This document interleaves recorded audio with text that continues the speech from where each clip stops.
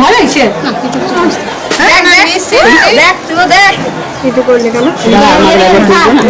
আমরা আছি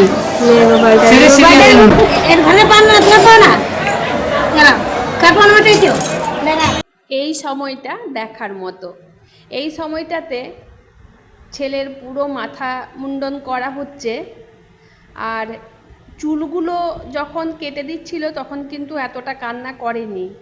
আর যখন কান ফুটো করা হবে সেই সময়টার জন্য কিন্তু প্রস্তুত ছিল না, খুবই ভয় পেয়েছিল।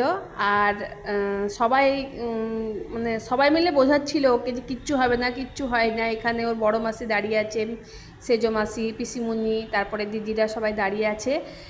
দিদিরা তো ওকে একদম কি বলবো যে খুব ভয় পাইয়ে দিচ্ছে, না দেখবি কান ফুটো করবে তখন খুব লাগবে। আর সব মাসিরা বলছে না কিচ্ছু হবে না, আমরা তো আছি।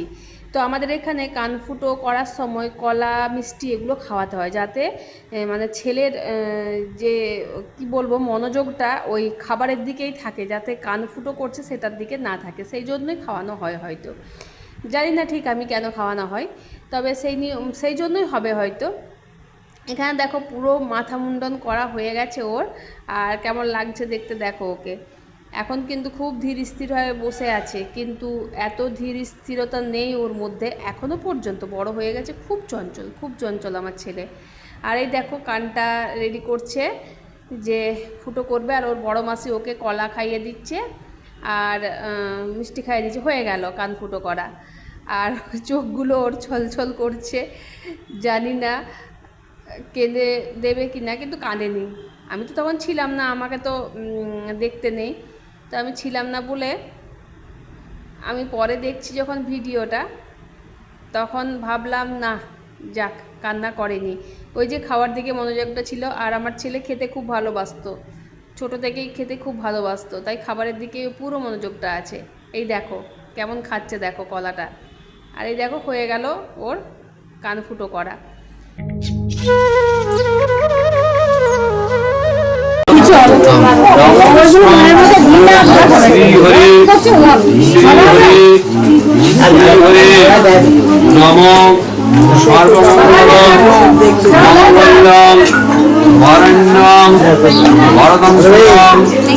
নারায়ণং নমস্কৃত্য সর্বকর নমো নারায়ণায় নমঃ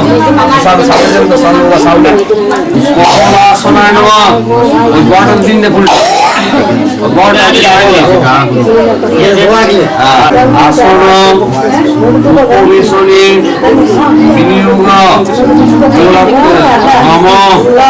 গোলাক্ষরে পিতৃত্বয়া হিতানৌকা নিত্যম বিষ্ণুনাথ হিতা ধারায়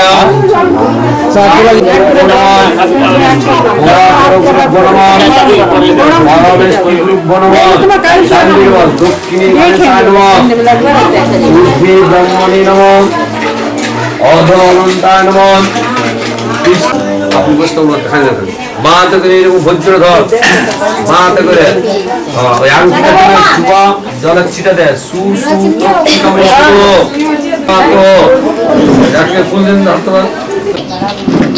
এটি গন্ধম স্পেস একস্বই আত্মশুদ্ধি নিমিত্তক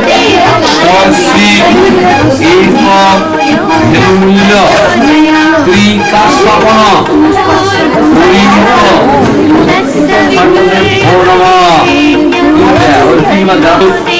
আত্মশুদ্ধি নিমিত্তক স্বভোজ্যোপকরণ রাজাপুত্র শ্রী সূর্য দেব শর্মা সর্বাপচ্ছন্তি জ্ঞান কীট পাপ ভয় কাম ইদম আত্মশুদ্ধি স্বভোজ্যোপকরণ রাজাপুত্র ব্রতানুকল্প। আমাদের জীবনে কিছু অনুষ্ঠান থাকে যেগুলো শুধু নিয়মের মধ্যে সীমাবদ্ধ নয়, সেগুলোর সঙ্গে জড়িয়ে আছে পরিবার, সংস্কার, আবেগ। আর প্রজন্মের পর প্রজন্ম ধরে বয়ে চলা এক অদৃশ্য আশীর্বাদ। ব্রাহ্মণ পরিবারের উপনয়ন ঠিক তেমনই এক পবিত্র অধ্যায়। আজকের দিনে যখন অনেক কিছু বদলে যাচ্ছে, তখনও বাংলার বহু ব্রাহ্মণ পরিবারে এই উপনয়নের অনুষ্ঠান হয়ে ওঠে এক অপূর্ব মিলন মেলা, যেখানে ধর্ম আছে, শাস্ত্র আছে, আছে মায়ের চোখের জল, বাবার গর্ব, আর একটি ছোট্ট ছেলের ধীরে ধীরে মানুষ হয়ে ওঠার গল্প। এখানে চান টান করে রেডি হয়ে একদম চলে এসেছে দেখো তুলসী তলায়, আর সেখানে আমাদের হচ্ছে এই অনুষ্ঠানটা।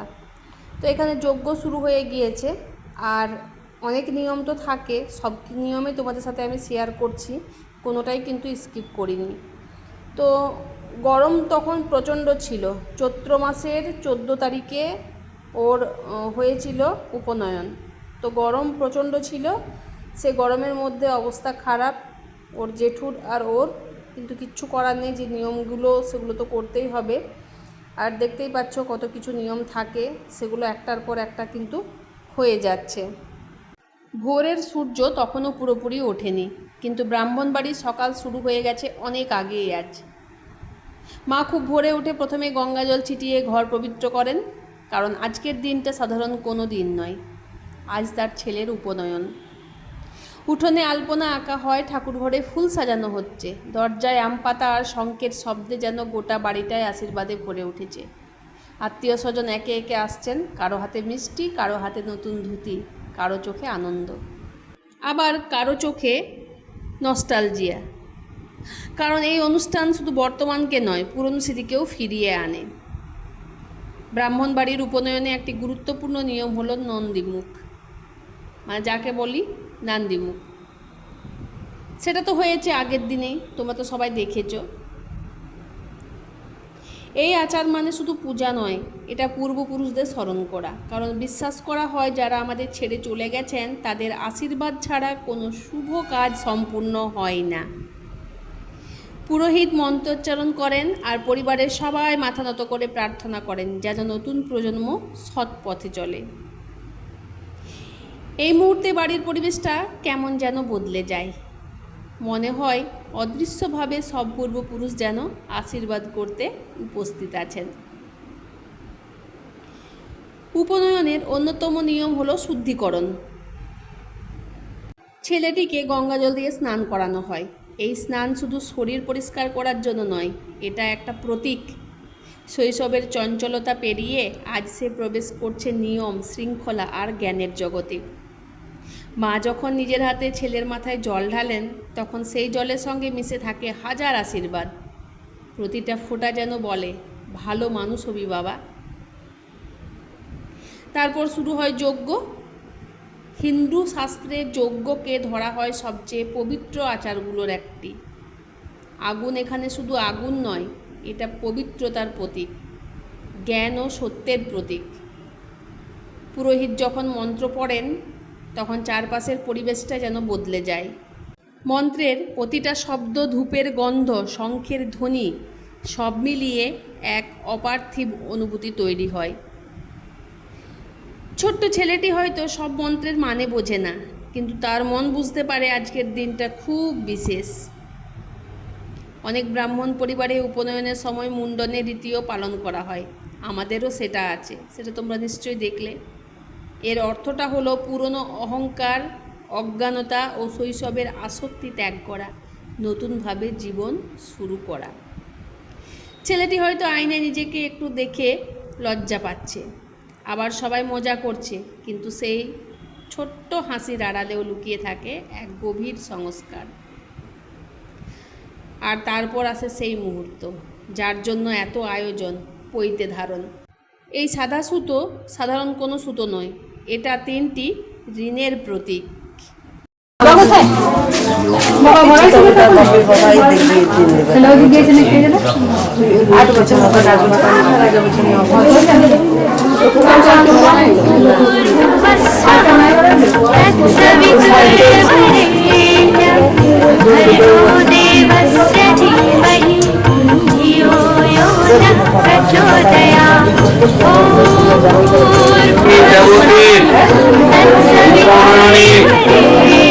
মানবক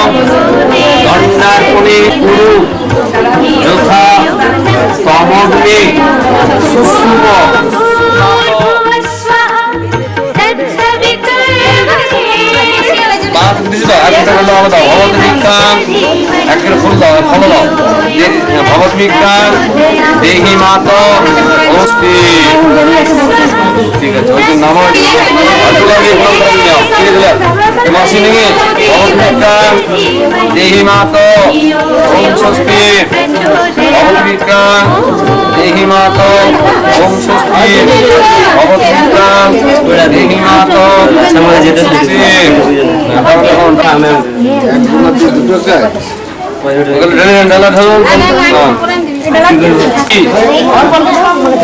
ওম স্বস্তি দাও দাও ভগবান বিজ্ঞান দেহি ওম স্বস্তি ভগবান বিজ্ঞান দেহি। দেবঋণ, পিতৃঋণ, ঋষিঋণ অর্থাৎ ঈশ্বরের প্রতি কর্তব্য, পিতামাতার প্রতি দায়িত্ব এবং সমাজ ও জ্ঞানের প্রতি সম্মান। যখন বাবা নিজের হাতে ছেলের কাঁধে পৈতে তুলে দেন তখন শুধু একটা নিয়ম পালন হয় না, একটা প্রজন্ম তার সমস্ত সংস্কার, শিক্ষা আর বিশ্বাস তুলে দেয় আগামী প্রজন্মের হাতে। বাবার চোখে তখন গর্ব, আবার কোথাও একটা আবেগও, কারণ তার ছোট্ট ছেলে আজ একটু বড় হয়ে গেল। উপনয়নে সবচেয়ে গুরুত্বপূর্ণ অংশগুলোর একটি হলো গায়ত্রী মন্ত্র শিক্ষা। গুরু শিষ্যের কানে মন্ত্র উচ্চারণ করে। এই মুহূর্তকে অত্যন্ত পবিত্র বলে মানা হয়, কারণ এখান থেকেই শুরু হয় প্রকৃত শিক্ষা। শুধু বইয়ের শিক্ষা নয়, মানুষ হওয়ার শিক্ষা। গায়ত্রী মন্ত্র শেখায় অন্ধকার থেকে আলোয় যেতে, অজ্ঞানতা থেকে জ্ঞানের পথে চলতে। উপনয়নের আরেকটি গভীর অর্থপূর্ণ নিয়ম হলো ভিক্ষা গ্রহণ। অনেকেই ভাবেন এটা শুধু একটা রীতি, কিন্তু এর মধ্যে লুকিয়ে আছে জীবনের বড় শিক্ষা। যে ছেলে এতদিন শুধু আদর পেয়েছে, আজ সে মাথা নিচু করে শেখে বিনয়। সে পরিবারের বড়দের কাছে বলে ভিক্ষাং দেহি, আর বড়রা আশীর্বাদ দিয়ে তার হাতে অন্ন, ফল বা অর্থ তুলে দেন। এই মুহূর্তে মা আর নিজেকে সামলাতে পারেন না, কারণ তিনি বুঝতে পারেন তার সন্তান ধীরে ধীরে জীবনের বাস্তব শিক্ষা নিতে শুরু করেছে। উপনয়নের আসল আবেগটা হয়তো সবচেয়ে বেশি লুকিয়ে থাকে একজন মায়ের মনে। যে ছেলেটাকে কোলে করে মানুষ করেছেন, আজ সেই ছেলে পৈতে পড়ে গুরুজনদের প্রণাম করছে। মায়ের মনে তখন হাজার স্মৃতি, প্রথম হাঁটা, প্রথম স্কুল, প্রথম আবৃত্তি, সব কিছু যেন চোখের সামনে ভেসে ওঠে। আনন্দও হয়, আবার বুকের ভেতরটা হালকা কষ্টেও ভরে যায়, কারণ সময় সত্যি খুব দ্রুত বদলে যায়। শেষে পরিবারের সবাই আশীর্বাদ করেন। কেউ বলে অনেক বড় হবি, কেউ বলে মানুষের মতো মানুষ হবি। আর এই আশীর্বাদগুলোর মধ্যেই লুকিয়ে আছে উপনয়নের আসল অর্থ। উপনয়ন মানে শুধু পৈতে নয়, উপনয়ন মানে আত্মার জাগরণ, সংস্কারের প্রতি সম্মান, নিজের শিকড়কে মনে রাখা। আজকের আধুনিক পৃথিবীতেও এইসব অনুষ্ঠান আমাদের মনে করিয়ে দেয় আমরা কোথা থেকে এসেছি। প্রজন্ম বদলাবে, সময় বদলাবে, কিন্তু যতদিন এই সংস্কার বেঁচে থাকবে ততদিন বেঁচে থাকবে আমাদের পরিবার, আমাদের ঐতিহ্য, আমাদের আত্মপরিচয়। তো এখানে ভিক্ষাং দেহি করে সবার কাছে ভিক্ষা চাওয়া হচ্ছে, আমার ছেলে চাইছে, আর সবাই ভিক্ষা দিচ্ছে। এখানে ওই যে বললাম ফল, মিষ্টান্ন, পয়সা, যে যেমন পারবে সে যেমন ভিক্ষা দেবে। তারপরে এখন তো আমার ছেলে ব্রাহ্মণ, 3 দিন তো একদম সবাই ওকে প্রণাম করবে, তাই সবাই ছেলেকে প্রণাম করে নিচ্ছে। বাড়ির বড় থেকে ছোট সবাই, কেউ বাদ যায়নি। আরেকটা আছে নিয়ম এখানে, 2.5 পা চলা। তো সেই নিয়মের জিনিসটা কি আমরা বলবো পরের ভিডিওতে। আজকের ভিডিওতে আর সেটা আলোচনা করছি না। আজকের ভিডিওতে এইখানে ভিক্ষা নেওয়া বা ভিক্ষা দেওয়া এইটুকুই রাখবো তোমাদের সামনে। এখানে আমার শাশুড়ি মা ভিক্ষা দিচ্ছেন, তারপরে মামি শাশুড়ি, দাদু, দিদা সবাই আছে এখানে। দেখলে তো প্রথম ভিক্ষাটা মা দিয়েছে, মানে আমি দিয়েছি, তারপরে মাসি দিল, বড় মাসি, সব মাসিরা ওর দাঁড়িয়েছিল, ওর বাবা দিল, মামা দিল, দিদারা দিল ভিক্ষা। সবাই মানে যারা এসেছে বাইরে থেকে, আত্মীয় স্বজন সবাই যারা এসেছে তারা সবাই ভিক্ষা দিয়েছে। আর 3 দিন বাড়ির মধ্যে রাখতে হবে ওকে। তো কেমন লাগলো ভিডিওটা বন্ধুরা, আশা করছি তোমাদের ভালোই লাগবে। অন্তিম পর্ব বা শেষ পর্ব ভিডিওটার পৈতের উপনয়নের আমি নিয়ে আসব পরের দিন। তো আজকের এই ভিডিওটা তোমাদের কেমন লাগলো অতি অবশ্যই কমেন্টে জানাবে। তো যদি ভালো লেগে থাকে লাইক কমেন্ট শেয়ার করো, পাশে থেকো। দেখা হচ্ছে তোমাদের সাথে আগামী পর্বে আবার কোনো নতুন ভিডিওর সাথে। ততক্ষণের জন্য তোমরা সবাই ভালো থেকো, সুস্থ থেকো এবং নিজেদের খেয়াল রেখো।